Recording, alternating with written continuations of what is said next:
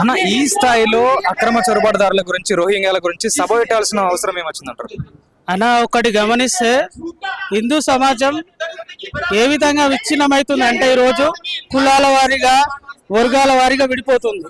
అట్లా విడిపోతున్న సమాజం ఇప్పుడు ఏమవుతుందంటే దీన్ని ఆధారంగా చేసుకొని వివిధ ప్రాంతాల నుంచి, బంగ్లాదేశ్ నుంచి, బర్మా నుంచి, మళ్ళీ ఈ పశ్చిమ బెంగాల్ నుంచి రోహింగ్యాలు అనేది ఈ దేశంలోకి చొరబడుతున్నారు.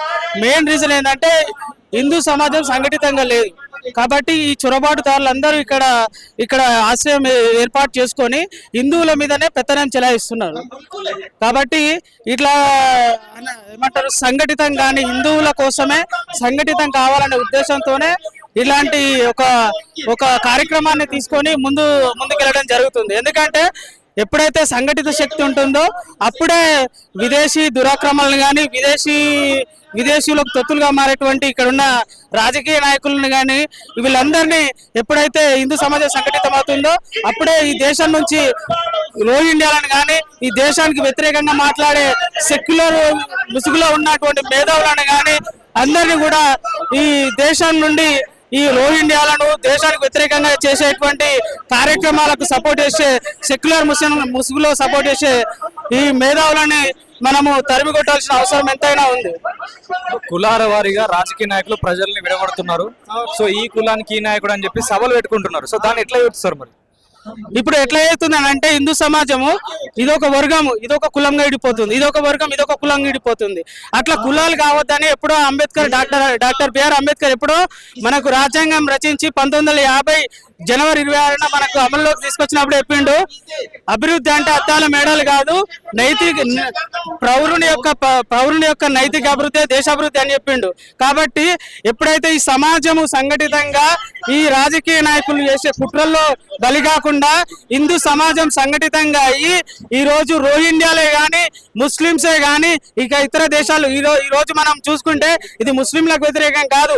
ఇక్కడ ఉన్నటువంటి నిజాయితీగా పనిచేసినటువంటి దేశాన్ని గౌరవించేటువంటి అబ్దుల్ కలాం లాంటి ముస్లింలను మేము గౌరవిస్తాం, మేము ప్రేమిస్తాం. కానీ ఈ దేశంలో ఉంటూ ఈ దేశం తిండి తినుకుంటూ పరాయి దేశ పాలనకు సపోర్ట్ చేసుకుంటూ ఇక్కడ ఇండియా ఓడిపోతే పాకిస్తాన్ కి సపోర్ట్ చేసుకుంటూ జెండాలు పట్టుకుంటూ ఇలాంటి చర్యలు చేసే ముస్లింలకు వ్యతిరేకం కానీ ఇలాంటి ఇక్కడ ఉన్నటువంటి స్వచ్ఛమైన భారతదేశానికి సపోర్ట్ చేసే ముస్లింలకు మేము వ్యతిరేకం కాదు. ఈరోజు ముస్లింస్ అంటే ఇండియాని ప్రేమించే వాళ్ళు కూడా ఉన్నారు. వాళ్ళందరినీ కూడా ఇప్పుడున్న ఈ చొరబాట్లుదారులు కూడా మనల్ని అలాంటి ముస్లింల కొట్టబడుతున్నారు. ఎందుకంటే ఒక షాప్ పెట్టుకునేటోడు బర్మా నుంచి వచ్చి ఈయన పెట్టుకుంటుండు, రోహింగ్యా బంగ్లాదేశ్ నుంచి వచ్చి ఈయన పెట్టుకుంటుండు, వాళ్ళకు కనీస వసతులు లేకుండా కూడా అయిపోతుంది. కాబట్టి ఇదొక హిందూ కమ్యూనిటీకే పరిమితం కాలేదు వీళ్ళ చొరబాటు, ఇది ముస్లిం కమ్యూనిటీని కూడా ఏమంటారు వాళ్ళ ఆర్థిక స్థితిగతిని కూడా ఇబ్బంది కరుస్తుంది. కాబట్టి ఇక్కడ ఉన్న హిందువులు ముస్లింలకు అందరికి కూడా ఈ చెరబాటుదారులు ఎలా అంటే ఒక బందిపోట్లాగా రజాకార్లాగా తయారయ్యారు. కాబట్టి ప్రభుత్వం కాంగ్రెస్ ప్రభుత్వమా, బీఆర్ఎస్ ప్రభుత్వమా, బీజేపీ ప్రభుత్వమా, ఏ ప్రభుత్వమైనా వీటిపైన చర్యలు తీసుకోవాలి. చర్యలు తీసుకొని ఈ చొరబాట్లుదారులను మన దేశం నుంచి తరిమి కొట్టాలి. లేని పక్షంలో ప్రతి హిందువు కూడా ఒక ఛత్రపతి శివాజీగా, ఒక భగత్ సింగ్ గా, ఒక అంబేద్కర్ గా తయారయ్యి ఈ చొరబాటుదారులను తరిమి కొట్టడానికి హిందూ సమాజం కూడా సంఘటితం అవుతుందని, ఈ సభనే దానికి వేదిక అవుతుందని ఈ సందర్భంగా నేను ఒక హిందూ కార్యకర్తగా, ఒక స్వయం సేవక్గా చెప్తున్నాను. ఈ మధ్య కాలంలో లవ్ జిహాద్ అనే మాట ఎక్కువ అనిపిస్తుంది, దాని గురించి ఏం చెప్తారు? లవ్ జిహాద్ అనేది లవ్ జిహాద్ ఒక్కదానికి పరిమితం కాలే.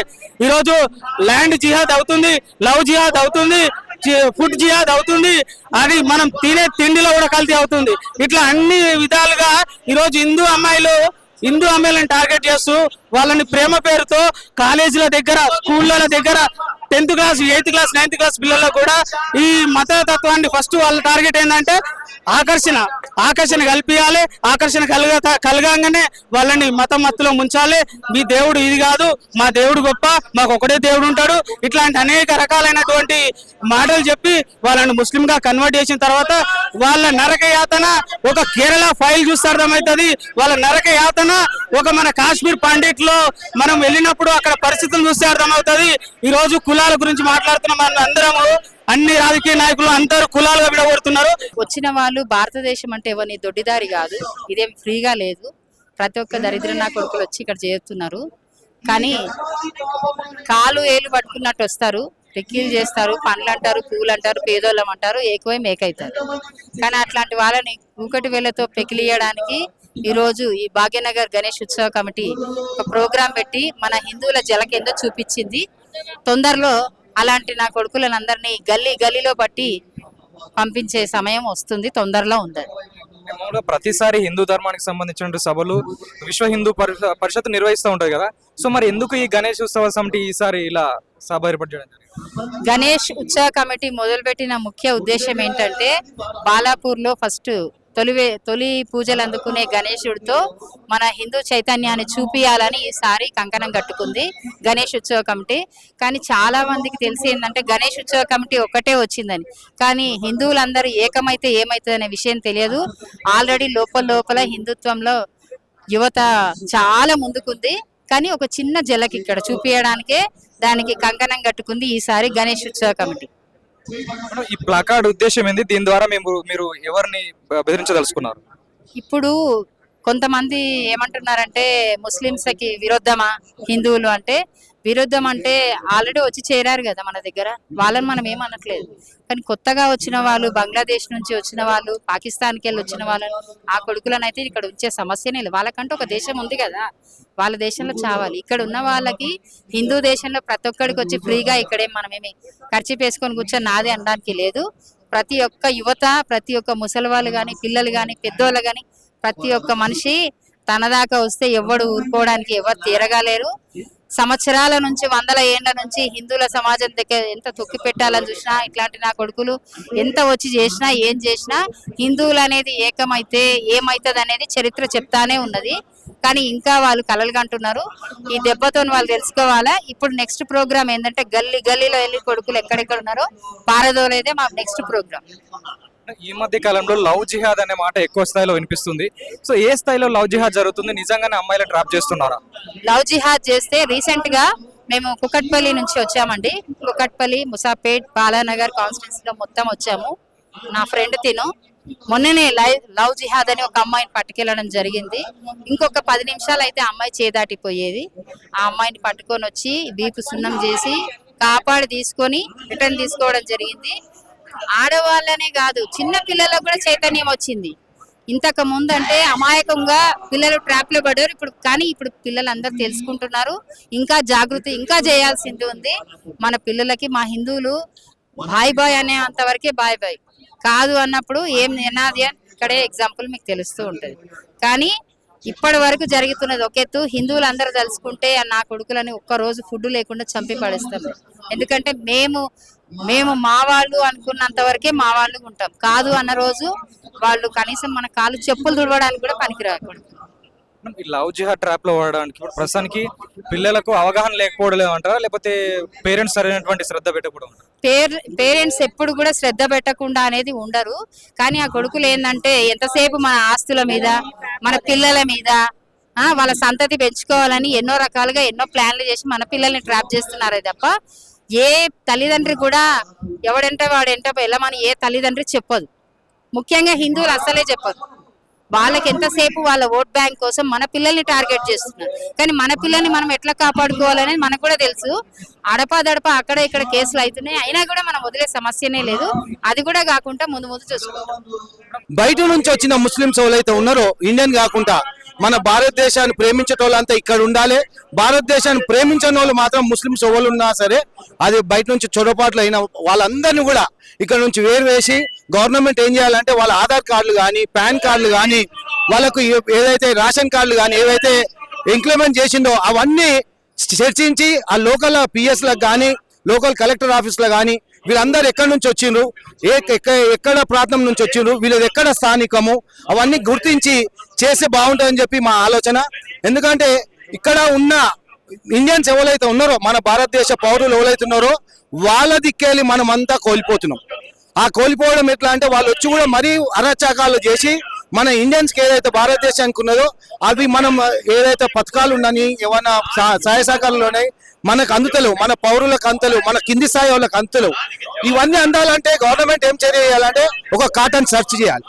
కాటన్ సెర్చ్ చేసింది అనుకోండి, ఉన్నాయి అన్ని ఏవైతే ఉన్నాయో బస్సులలో కానీ కాలనీస్లలో కానీ ఈవెన్ ఎక్కడైనా సరే మీరు ఆధార్ కార్డులు పాన్ కార్డులు మొత్తం ఏవైతే ఇష్యూ చేసిండ్రో అవన్నీ కూడా ఎక్కడి నుంచి ఇష్యూ అయినాయి, ఎక్కడి నుంచి వచ్చినాయి, ఇవన్నీ గుర్తిస్తే ఈజీగా బయటికి వెళ్ళిపోతారు. సార్ ఇప్పటి వరకు కేంద్ర రాష్ట్ర ప్రభుత్వాలు ఎలాంటి వెరిఫికేషన్ లేకుండా ఎట్లా మనకు ఈ అక్రమ చొరబడదాలకు ఇచ్చిన అంటారు ఆధార్ కార్డులు కావచ్చు పాన్ కార్డు? ఇప్పుడు ఇవాళ ఆధార్ కార్డులు కానీ ఏవైనా కానీ అక్కడ ఉన్న ఎవరైతే వాళ్ళకి సంబంధించిన వాళ్ళు రోహిణి సంబంధించిన వాళ్ళు కానీ బంగ్లాదేశ్ సంబంధించిన వాళ్ళు కానీ వాళ్ళు ఇక్కడ వచ్చి వాళ్ళు చొరపాటు చేసి వాళ్ళు ఎక్కడైతే అవుతుందో చెప్పి వాళ్ళకు మభ్యపెట్టి మభ్యపెట్టి చేపించుకున్న అవి మభ్య పెట్టకుండా ఏదైతే అమిత్ షా గారు గుజరాత్ లో చేసి ఏర్పేసిండో కాటన్ సెర్చ్ చేసిండో అలాగే ప్రతి రాష్ట్రంలో చేస్తే ఈ రోహింగ్యాలు కానీ బంగ్లాదేశ్ వాళ్ళు కానీ బయటికి వెళ్ళిపోతారు, చొరపాట్లు బయటికి వెళ్ళిపోతారు. మనమున్న ఇండియన్స్ భారతదేశం మీద ప్రేమ ఉన్న వాళ్ళంతా ఇక్కడ ఉంటారు, వాళ్ళకు ఉపాధి ఆది కలుగుతుంది, వాళ్ళకు ఉన్న ఏదైతే కింది స్థాయిలు ఉన్నారో వాళ్ళకి అన్ని ఏదైతే గవర్నమెంట్ పథకాలు ఉన్నాయో అవన్నీ కూడా అందుతాయని చెప్పి మా ఆలోచన. నిజంగా ఏ స్థాయిలో ఇక్కడ తెలంగాణలో రోహింగ్యాల శాతం ఉందంటారు? ఎంతవరకు ఉండొచ్చు? ఇప్పుడు ఉన్న స్థాయిలో మాకంటే ఇప్పుడు ఏదైతే గవర్నమెంట్ ఆలోచన ఉందో గవర్నమెంట్ సర్వేలో ఉందో గవర్నమెంట్ సర్వే అలాగుంటది. మాకున్న దాంట్లో కూడా ఎక్కడ చూసినా కూడా పండ్లు అమ్మటోళ్ళు కానీ కూరగాయలు అమ్మటోళ్ళు కానీ ఉల్లిగడ్డలు అమ్మటోళ్ళు కానీ వాళ్ళు ఇక్కడ వచ్చి ఎక్కడేం మన దగ్గర పని చేస్తలేరు.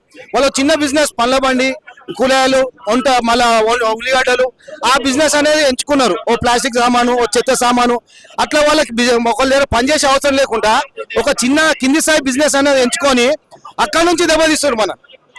అక్కడ నుండి దెబ్బతీస్తుంది కాబట్టి ఇది గవర్నమెంట్ చర్య తీసుకొని ఈ చర్యలో భాగంగా లోకల్ గా ఉన్న పిఎస్ కానీ కలెక్టర్ ఆఫీస్ కానీ ఎంఆర్ఓ ఆఫీసులలో మనకు ఎక్కడి నుంచి వస్తున్నాయి ఈ ఆధార్ కార్డులు, ఎక్కడి నుండి మనకి ఇవన్నీ ఇష్యూ చేస్తున్నారు. ఆ ఇష్యూస్ ఆపిండ్రా అంటే మనం రోహింగ్యాలు కానీ బంగ్లాదేశ్ వాళ్ళు కానీ ఒక్కరిని కూడా చొరపాటు చేయకుండా అవుతాం. ఫస్ట్ మనలో ఐకమత్యం ఉండాలి. ఐకమత్యం ఉండి మనం అందరం ఒకటై ఉండి భారతదేశాన్ని కాపాడుకునే బాధ్యత మన అందరి పౌరుల మీద ఉంది. బాధ్యతలు అంతా సీనియర్ల మీద ఉంది, లీడర్ల మీద ఉంది, అందరి మీద ఉంది. కాబట్టి లీడర్లు కానీ స్థానికులు కానీ ఎవరైనా కానీ ఇది ఆలోచన చేసి ముందుకు తీసుకుపోవాలి. ఈ కలెక్టర్లు కానీ ఎంఆర్ఓ ఆఫీసులు కానీ పెద్ద స్థాయి ఐఏఎస్ ఆఫీసర్లు కానీ మినిస్టర్లు కానీ వీళ్ళందరూ కూడా కాటన్ సర్చ్ ఇప్పుడు ఏదైతే కాటన్ సర్చ్ చేస్తారో బండ్ల గురించి అట్లా కాటన్ సర్చ్ చేస్తే ఈజీగా చొరబాటుదారులను ఈజీగా బయటికి పంపించే నేను ఆలోచన. జై మెకానిక్, జై మెకానిక్, మెకానిక్ ఐక్యత, మెకానిక్ ఐక్యత.